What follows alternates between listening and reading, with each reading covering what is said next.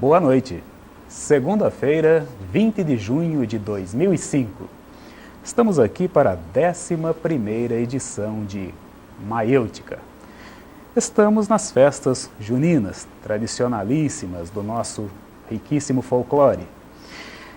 Trouxe hoje aqui um poema do nosso amigo Biramar Padilha.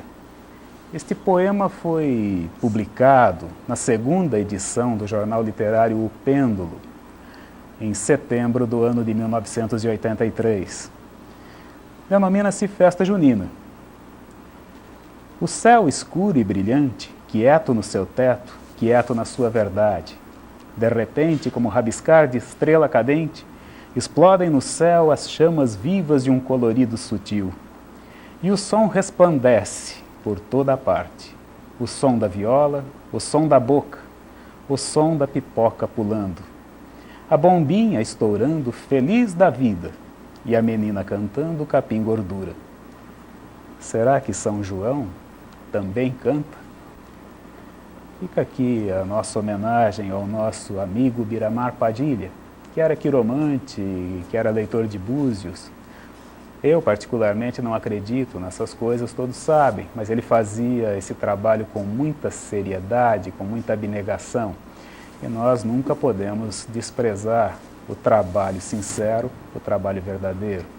O Biramar faleceu no ano de 1999. A ele, as nossas homenagens. Simbolicamente aqui, eu vou hoje erguer o mastro de São João, Santo Antônio, São Pedro, uma cortesia do Fogos Piratelli, localizado, todos sabem, ali na rua Padre Julião, bem próximo ao Estádio Municipal Hilário Arder. Nós fazemos aqui ao pé do mastro, simbolicamente, os nossos pedidos, para que nós tenhamos muita paz, muito amor, que consigamos viver em harmonia. Nossos convidados de hoje: o professor, advogado, filantropo, doutor Raul Schwinden, que estará na primeira metade de nossa maiêutica. Depois a nossa grande amiga Letícia Guilens Bianchini, que é educadora. Daqui a pouco estaremos de volta.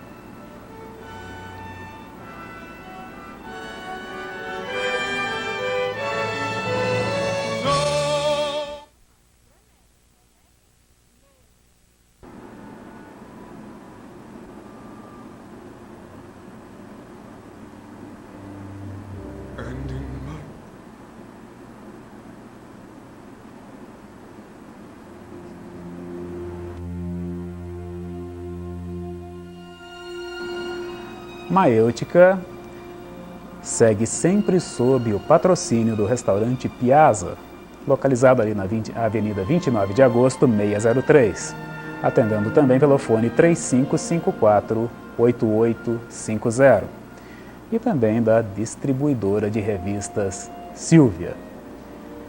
Dr. Raul Schwinden, boa noite. Boa noite.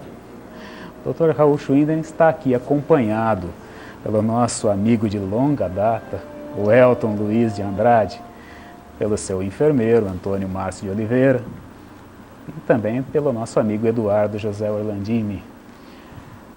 Dr. Raul, olha, nós até tiramos o banner do patrocínio do nosso programa ali. O restaurante Piazza é impecável em seu atendimento. A comida lá é deliciosa, você é prontamente e muito bem atendido. Mas o Dr. Raul já nos chamava a atenção aqui por alguns erros que ele notou em nosso banner, né, Dr. Raul? O primeiro, segundo o senhor disse... Perfeitamente. Falta o acento circunflexo em almoço, para diferenciar de almoço do verbo. De segunda a domingo não tem crase, não há crase. Igualmente, segunda a sexta-feira não existe esta crase. É um erro grave de português. São erros graves aí cometidos contra o nosso linguajar, mas olha, o restaurante Piazza não comete erros no atendimento ao seu paladar. Nós vamos corrigir o banner, vamos recolocá-lo aqui na próxima semana, tudo bem? Porque eu não estou aqui para ficar levando puxão de orelhas, não, de quem produz essas peças publicitárias, tá? Tudo bem? Doutor Raul, há quanto tempo o senhor se encontra em Leme? Eu acho que há uns 15 anos, mais ou menos. Há 15 anos o senhor... Quer dizer, eu moro numa... praticamente o que é? Uma chácara. Uma chácara grande, né? Mas tem um convívio constante aqui com as entidades assistenciais. Eu patrocino ou contribuo para todas as entidades assistenciais, distribuo diariamente leite para todas elas gratuitamente, forneço laranja, produtos agrícolas. Quando querem fazer festa, eu tenho a criação de porcos também, faço doação de porquinhos para o pessoal fazer festa, principalmente para o Padre Lázaro e para os outros padres aqui da região. Eu contribuo constantemente para as festas que eles fazem. O senhor é um produtor rural, né? Basicamente, qual a produção? A produção principal? Nós temos uma produção grande principal de cana-de-açúcar, né? E produção de laranja também, que é muito grande. Cana e laranja são os produtos principais. O senhor falou em sua ligação com as entidades assistenciais. O senhor acredita na filantropia? Acredito muito e contribuo muito para todas as entidades, principalmente para a PAI, que é uma entidade generosa, corretíssima, de um atendimento 100%. Eu contribuo muito com a entidade APAI aqui do Leme, porque são pessoas trabalhadoras, dão assistência magnífica para os alunos matriculados lá na APAI. De modo que, e para as outras entidades eu forneço diariamente leite, laranja, cana-de-açúcar, feijão, enfim, tudo que a minha fazenda, as minhas fazendas, eu tenho 8 fazendas, produzem, eu mando para as entidades aqui da cidade. O senhor é originário de onde? Santa Catarina. Eu nasci em Anitápolis, no estado de Santa Catarina, perto do município de Florianópolis. A pronúncia correta do seu nome mesmo? Raul Schwinden. Vem do alemão. Eu sou neto de alemães. Não tem cruzamento com nenhuma raça, só alemão com alemão, porque eu nasci no estado de Santa Catarina, em colônia alemã, de modo que todo o cruzamento foi feito entre alemães. E a sua formação educacional? Eu sou formado pela Faculdade de Filosofia, Ciências e Letras e sou formado pela Faculdade de Direito do Largo São Francisco. Eu tenho 2 títulos universitários, um da Faculdade de Filosofia da Universidade, com registro em letras, e pela Faculdade de Direito do Largo São Francisco, em que eu tenho o título de advogado doutor. E como é que o senhor foi parar no tradicionalíssimo Caetano de Campos? Eu fui removido pela Caetano de Campos. Eu primeiro prestei concurso de ingresso e fui nomeado para a cidade de Cruzeiro, onde eu tive a oportunidade de ser professor do atual ministro da Justiça, o Dr.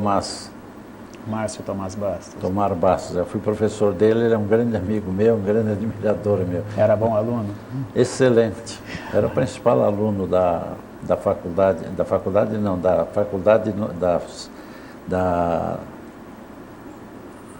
como é que chama? Era Escola Normal de Cruzeiro.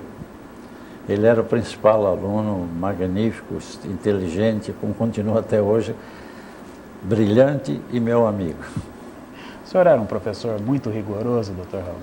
Eu fui sempre professor muito rigoroso, mas muito justo. De modo que meus alunos da Caetano de Campos, lá em São Paulo, ingressavam nas faculdades sem necessidade de cursinho. Eles entravam porque eu preparava muito bem, modéstia à parte, eles iam prestar exame vestibular e entravam diretamente nas faculdades. Havia muitas reprovações? Havia. Eu era muito rigoroso, mas de um modo geral, no exame de admissão compareciam às vezes 1000 candidatos, nós aprovávamos 100, de modo que 100 se tornavam logo alunos brilhantes, estudiosos, e eu os acompanhava da primeira série até o final do curso colegial. De modo que eu tinha muita responsabilidade e fazia questão de que saíssem sabendo, de tal forma que prestassem exame diretamente vestibular nas faculdades, entrando, sendo classificados. Para a pessoa que se dispõe a ensinar, Dr. Raul, além de saber todo o conteúdo curricular da matéria que ela vai lecionar, né? O que é importante para É importante que o professor goste realmente de ensinar e seja dedicado. Modéstia à parte, a Caetano de Campos, que funcionava na Praça da República, tinha 2 auditórios, tinha um no segundo andar e outro no andar térreo. De modo que ali eu levava meus alunos a fazer pecinhas teatrais que eles mesmos escreviam, participavam intensamente. Nós chegamos a fazer uma festa no 50º da imigração japonesa. Eu e o professor Rui Bote Cartolanza que fizemos todas as festividades em homenagem à colônia japonesa. Provavelmente em 1958, isso, por aí, né? É por aí, é. E nós tivemos, acho que deve ser único no mundo. Nós ensinamos os alunos da Caetano de Campos a cantar o hino japonês em japonês, porque o hino japonês é só assim, que o Japão viva até que as pedrinhas criem limbo. De modo que a pedrinha do rio nunca cria limbo, quer dizer, a eternidade do Japão. Que coisa, não? E eu consegui uma façanha também extraordinária com a colaboração do Exército. Eu fiz um desfile com 200 Niseis que estavam incorporados, eles desfilaram perante lá a Praça Carreteiro, a gente podia sair da Praça da República, atravessar aquela rua do centro, a Itapetininga, e até a Praça do Patriarca. Hoje, se a gente fizer isso, eles matam a gente, mas naquela época a gente podia desfilar. Ainda hoje é muito difícil. Não, hoje não há mais possibilidade. É uma aventura cruzar a Praça da República, por assim dizer. Mas nós fizemos um batalhão de Nicei, com 200 Nicei, foi um sucesso. Em alusão ao cinquentenário, então. Cinquentenário, esses Niceis daquela época que eram soldados, hoje eu acredito que estejam aí com 70 anos ou mais, já estão todos na reserva. Devem estar com a memória bem ativa, né? Mas lembrando-se desse episódio. O que o senhor teria a dizer acerca do ensino fundamental, doutor Raul? O ensino fundamental, desgraçadamente, infelizmente, no Brasil é muito fraco, né? No estado de São Paulo, o atual secretário de Educação e o governador estão intimamente interessados em melhorar a qualidade de ensino, como realmente estão. Quer dizer, no estado de São Paulo, graças ao governador, o doutor Alckmin, e o secretário da Educação, o ensino do estado de São Paulo está sendo relativamente bom ou até excelente em relação ao Brasil. Agora, quando se discute a realidade educacional, o senhor não acha que fica sempre um pouco à margem, principalmente aquelas séries da 1ª à 4ª série, que são básicas ali, né, na formação do aprendizado, do conteúdo, do ensino? O senhor não acha que ainda fica um pouco à margem essa discussão? Parece que se discute muito o ensino superior ou mesmo as etapas posteriores à do fundamental, né? Infelizmente, o ensino de 1º grau continua relativamente fraco, quer dizer, não é aquilo que a gente espera, dado o aumento da população educacional, as dificuldades desse pessoal que só quer saber de greve, etc. Então, o professor hoje também não é mais aquele professor dedicado que era, que ganhava uma miséria, mas trabalhava, etc. Hoje o professor reivindica muito salarial e poucos realmente se interessam pela qualidade do ensino. Agora, lá naquela sua especialização, né? Aquela sua especialidade da gramática que nós estávamos falando aqui agora há pouco, qual é a regra mais difícil na gramática, segundo a sua opinião? Bom, justamente a concordância e a regência, né? E quando eu era diretor da Caetano de Campos, quando faltava um professor, eu mandava que uma das orientadoras ocupasse aquele espaço de tempo para não deixar que os alunos ficassem sem aula. E eu tive até um episódio meio cômico, que acabou em choro, quando uma orientadora foi substituir um professor e, ao querer falar aos alunos, ela sentou-se na mesa. E uma das alunas, aquelas que são assim mais adiantadas, levantou-se e disse para ela: professora, o professor Raul ensinou que sentar-se na mesa é falta de educação, que o certo para a pessoa educada é sentar-se à mesa com crase. Ela começou a chorar lá na presença dos alunos, mas o fato é que ela realmente sentou-se na mesa e que eu ensinei aos alunos que sentar-se na mesa é falta de educação. E ali, então, acabou acusado, né? Acabou tanto a atitude como o erro da... Mas lá em São Paulo eu era muito respeitado pelas escolas e pela universidade. A Faculdade de Medicina, durante 10 anos, eu fui o único convidado para ser professor de português e substituíam todos os professores. Mas eu fui, durante 10 anos, o único professor que participava dos exames vestibulares da Faculdade de Medicina e da Faculdade de Arquitetura.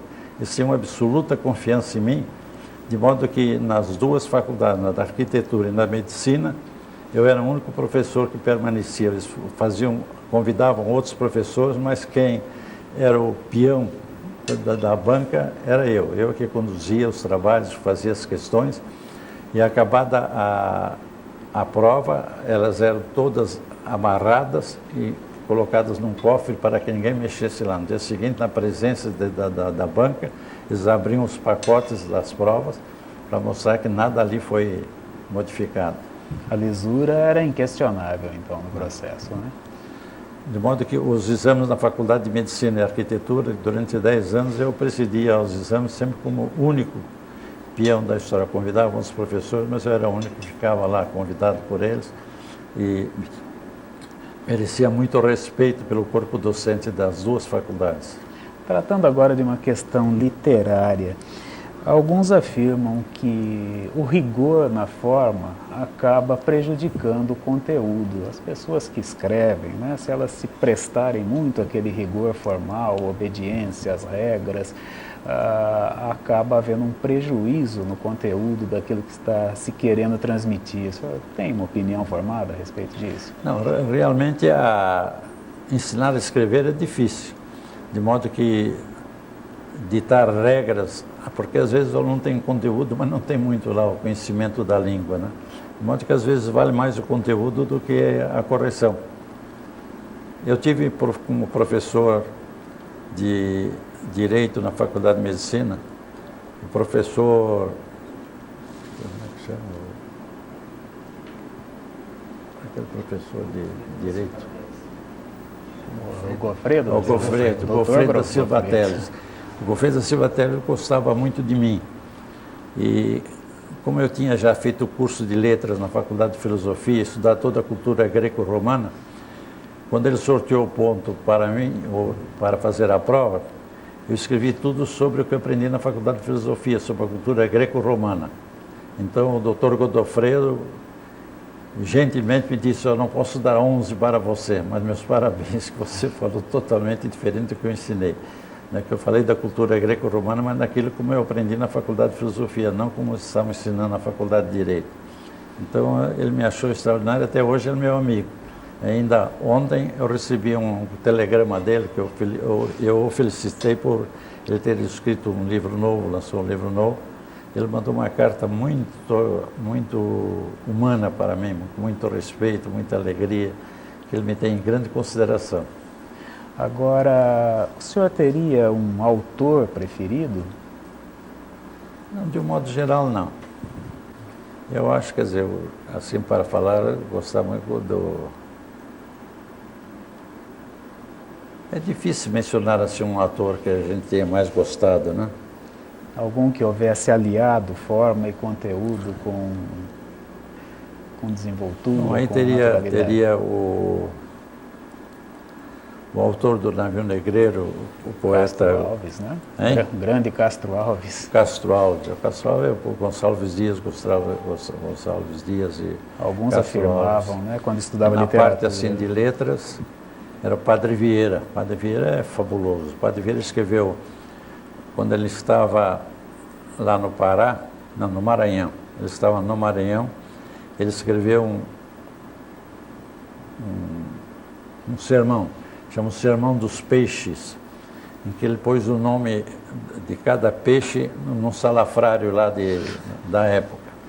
Naquele mesmo dia à noite ele foi obrigado a fugir lá de Maranhão porque iriam matá-lo. Ele foi parar outra vez na Europa. Essa palavra salafrário veio da boca do Dr. Raul, não fui eu quem Não, seguramente realmente é. Sem fazer ligação nenhuma, dá para acreditar na política, Dr. Raul? Não. Nossa política está muito sórdia, muito rebaixada, falta moral, falta honestidade. E até tem aquele cômico que diz assim, eu estou aqui para me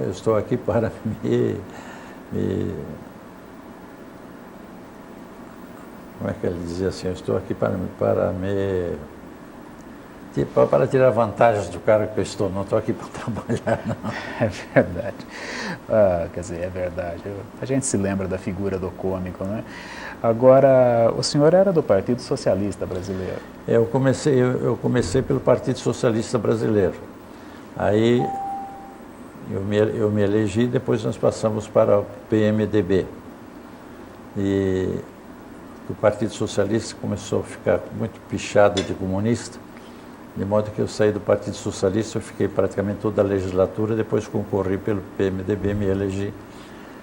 É verdade que faziam campanha lá por causa dos seus olhos? Eu soube de uma história assim. Como é que é? Que faziam campanha por causa dos seus olhos, as alunas do Caetano de Campos. As alunas realmente gostavam de mim, as alunas da Caetano de Campos gostavam muito de mim e elas fizeram até uma música assim, Aú, tira os olhos de riba de mim.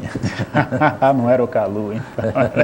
A musiquinha, né? Calu, tira os olhos, tira o verde de seus olhos, riba Deus. Eu sistematicamente eu era paraninfo dos alunos da Caetano de Campos, o que provocava nos outros professores uma certa... Ciúmes, né? Um certo ciúmes. Mas as alunas realmente eu participava. A Caetano de Campos, o prédio lá que na Praça da República, tem 2 auditórios, um de baixo e um de cima. Eu participava de todas as festinhas que elas faziam, eles gostavam de fazer teatrinho, eu ajudava a fazer, mas eu compareci e ficava lá assistindo. De modo que quando elas faziam excursão, eu fiz uma excursão com um grupo de alunos da Caetano de Campos a Camboriú, por conta da Secretaria de Turismo. Eu fui a Santa Catarina, Camboriú, elas passaram uma semana lá hospedadas por conta da Secretaria de Turismo de São Paulo. Elas se portaram maravilhosamente. Elas foram cantando São Paulo até lá. Eu não conseguia dormir, mas tinha que aguentar, né? Mas eu as levei a bailes, elas dançaram direitinho, não se comprometeram com nada. Foi uma maravilha. O sucesso era pleno, né? A gente está percebendo. Levei-as também até a Praia Grande. Eu consegui um trem da Central do Brasil. Um trem inteirinho só para levar um trem cheio até a Praia Grande. Também é a mesma coisa, quer dizer, eles iam cantando aquele tempo todo, a gente precisa ter um pouco de paciência.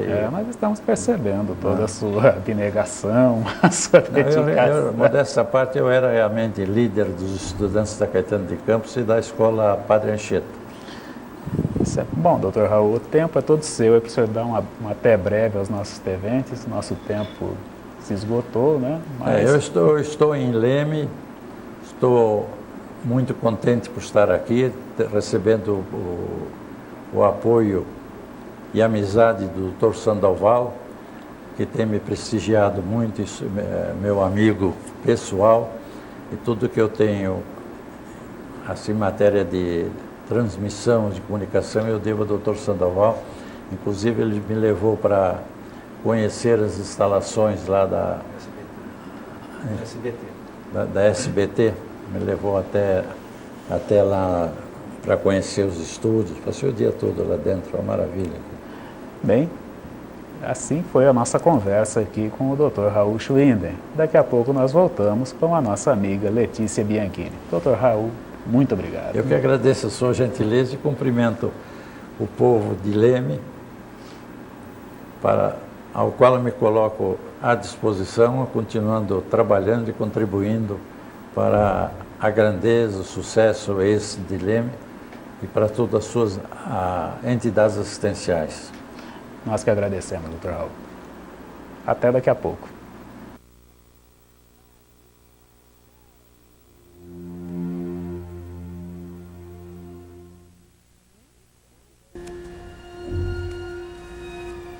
E estamos de volta, neste fim de noite de segunda-feira, neste 20 de junho de 2005, sempre sob o patrocínio do restaurante Piazza, localizado ali na Avenida 29 de Agosto, número 603, atendendo pelo fone 3554 8850.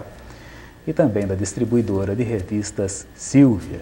E hoje, com esta cortesia do Fogos Piratelli, localizado ali na rua Padre Julião, bem pertinho do Estádio Municipal Hilário Arder.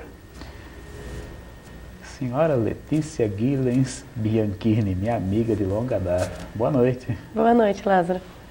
A Letícia está uniformizada, né, Letícia? Dá para você explicar aí alguma coisa a respeito dessa escola, Primeiros Passos? Bom, aliás, dá para tirar o cabelo ali da frente da...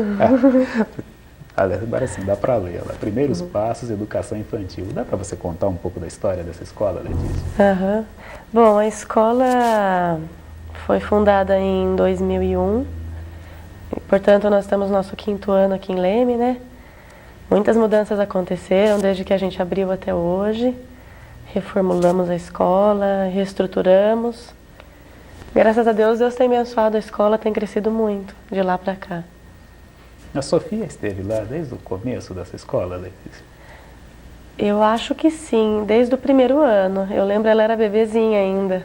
A minha filha, Sofia, Maria, Quirino, Savaia, Dona Adélia, exatamente. Nome um tanto quanto longo, né? Vocês estavam ali, então, iniciando naquele ano, né?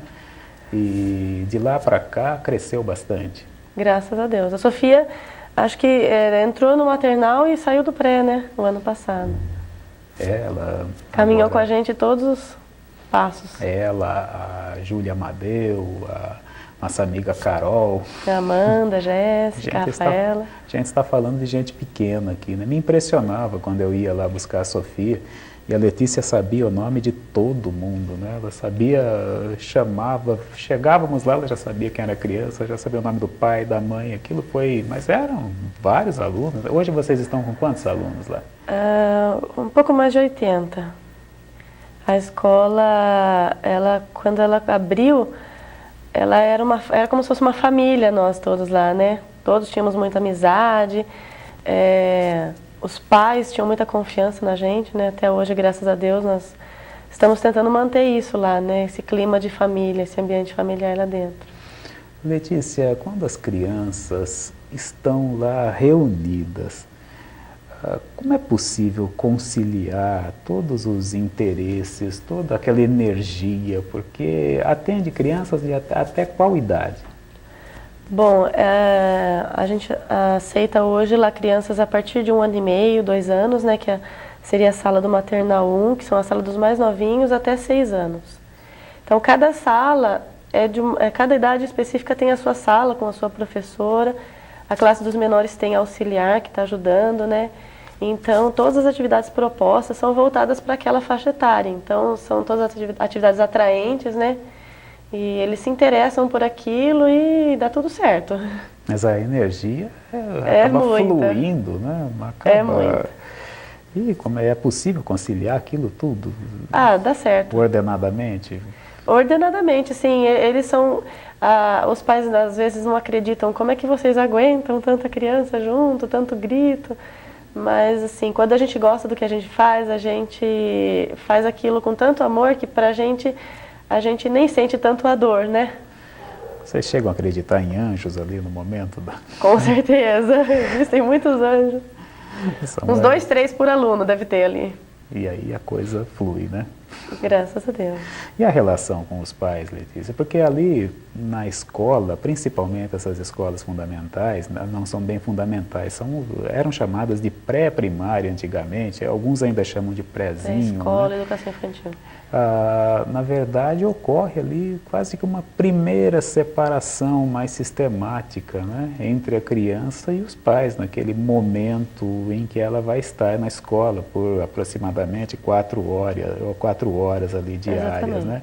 Como é que se trabalha essa quase que separação que se estabelece? Bom, a fase de adaptação eu acho que é uma das fases mais importantes na vida, não só das crianças, quanto dos pais também, né? Porque na época de matrículas, quando o pai procura a escola, a gente tenta orientar bastante os pais sobre como agir no momento da adaptação, né? A gente pede para que nos primeiros dias a criança fique menos tempo. Esse processo de adaptação ele é gradativo, então no primeiro dia fica 1 hora, no segundo dia fica um pouquinho mais, até chegar no período completo, né? E a escola também atualmente está oferecendo para os pais um serviço de orientação à paz com a psicóloga. Nós estamos contando hoje com a Adelaide Mendonça, né, que ela é psicóloga da escola. Ela faz um trabalho juntamente a esses pais que estão também, né, com essas crianças em fase de adaptação, porque na verdade a criança que sente mais medo, mais insegurança, que tem mais dificuldade para se adaptar, são os filhos daqueles pais que sentem mais insegurança, né? Então a gente acha muito importante, a gente conversa muito que os pais estejam seguros da escolha que eles estejam fazendo. Eles têm que estar seguros de que é lá que eles querem deixar os filhos dele, eles têm que sentir confiança na equipe que vai estar cuidando deles, né? Então eu acho que está aí o segredo, né? E nos primeiros dias, se houver a necessidade, às vezes tem pais que gostam de acompanhar um pouco o período da criança na escola. É tudo conversado muito também com as crianças, mesmo os mais pequenininhos, eles entendem também. Quando nós assistimos lá as meninas superpoderosas, né, o filme, o desenho de longa-metragem, o pai delas, né, o doutor, lá quando foi levar no primeiro dia de escola, estava apreensivo, dizendo para a professora que elas eram crianças especiais, diferentes, e a professora ria, né, falava, olha, todos os pais chegam aqui com essa conversa. Né? Isso, claro, lá no desenho animado, depois elas fizeram um estrago sem tamanho lá na escola. Mas, sabe, uma grande dificuldade que a gente vê também é que tem muito pai de criança. Isso, quando eu falo assim, dessa questão da adaptação, é mais com crianças novas mesmo, de 2 anos, 1 ano e meio, 2 anos, 2 anos e meio. A partir daí, de 3 anos para cima, já é mais fácil, né? Porque ele já tem uma consciência maior.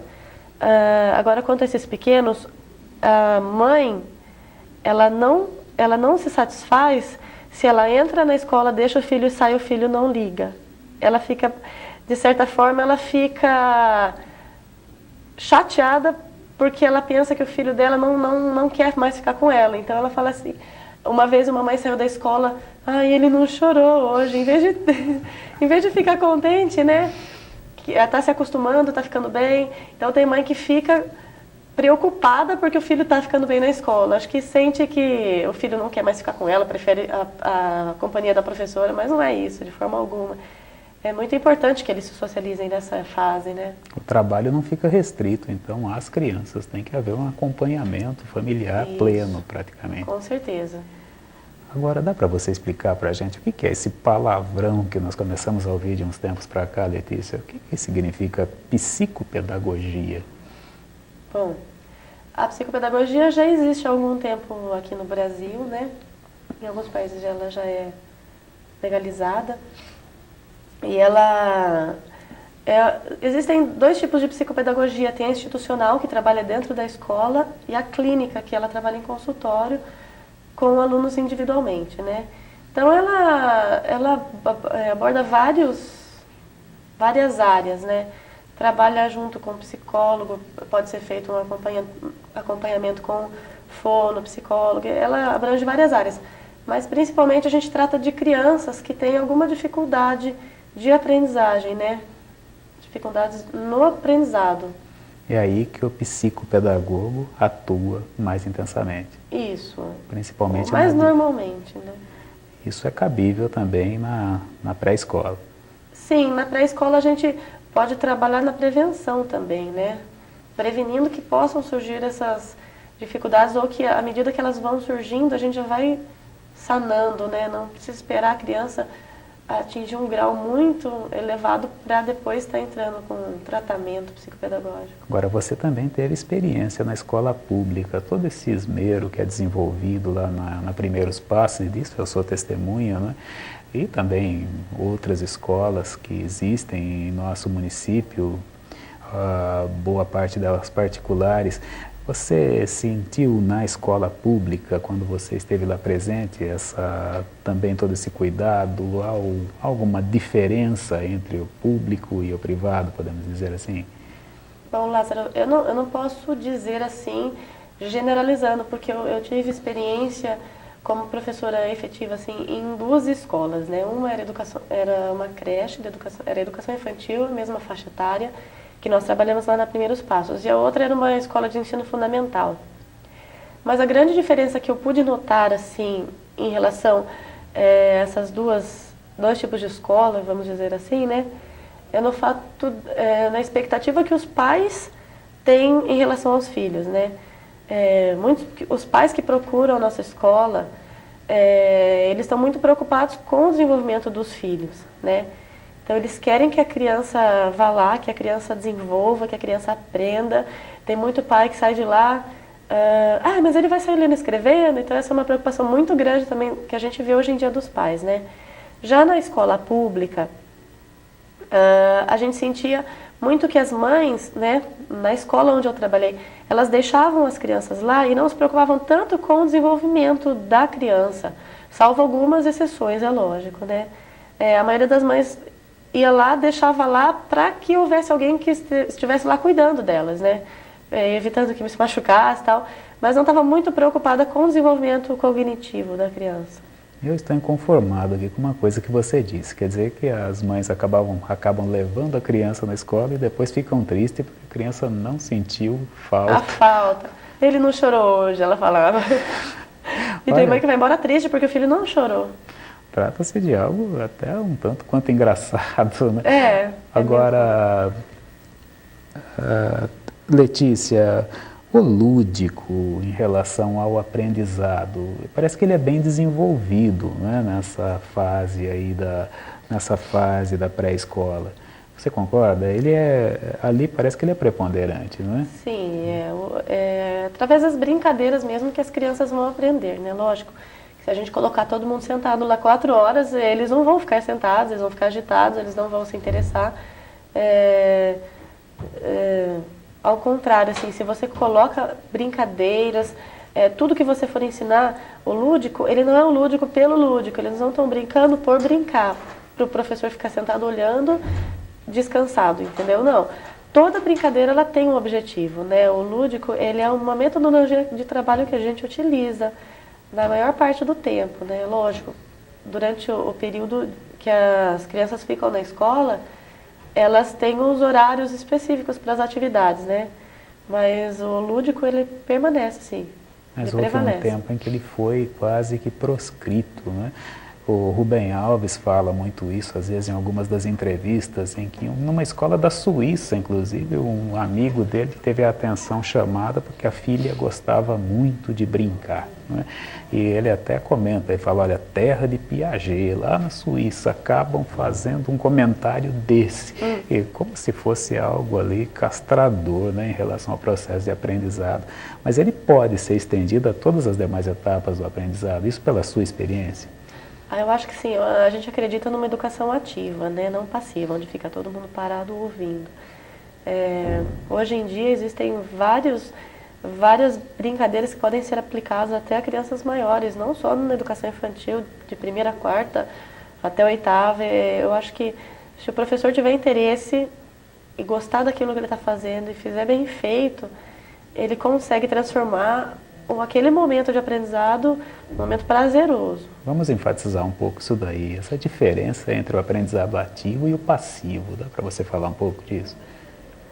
Bom, a gente acredita muito assim a gente gosta muito de Piaget, né? A gente acredita muito nas coisas que ele fala, a gente vê isso acontecendo muito na escola. Ela pediu que eu cortasse aqui uma pergunta sobre quem seria o pedagogo preferido dela. Parece que até já respondeu, né? Apesar da pergunta ter sido eliminada aqui do nosso roteiro. Então, e ele falava, né, que a criança ela tem que agir para aprender, agir em cima do objeto de conhecimento, que é só agindo que ela vai aprender. Não adianta a gente colocar as crianças todas sentadinhas e ficar lá no quadro, escrevendo, explicando e mostrando figura e falando que pode até ser que cada criança ela tem uma maneira diferente de aprender, tem o seu ritmo diferente, né? Então, ela tem que o professor tem que alcançar aquela criança. Então, passivamente, alguns podem até ser alcançados, mas a maioria não, né?